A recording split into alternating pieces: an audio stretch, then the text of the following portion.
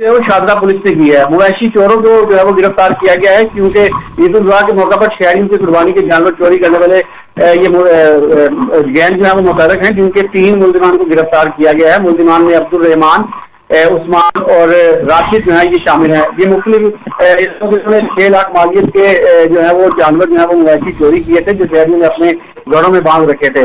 SHO Shahdara Asad Abbas पर मुश्तमिल ये टीम थी। DIG ऑपरेशन के हुक्म पर उन्होंने ये कार्रवाई की और फिर मुल्जिमान को गिरफ्तार करके इनसे चोरी किए गए मवेशी जो है वो बरामद किए हैं। जी वसीम रियाज अपडेट करे थे, आपका शुक्रिया।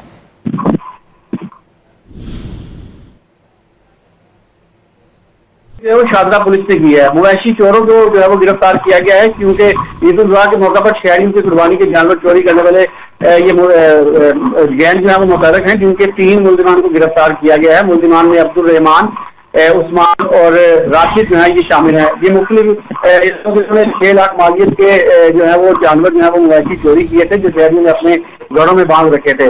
SHO शादरा असद अब्बास पर मुश्तमिल ये टीम थी। DIG ऑपरेशन के हुक्म पर उन्होंने ये कार्रवाई की और फिर मुल्जिमान को गिरफ्तार करके इनसे चोरी किए गए मवेशी जो है वो बरामद किए हैं। जी वसीम रियाज अपडेट करे थे, आपका शुक्रिया।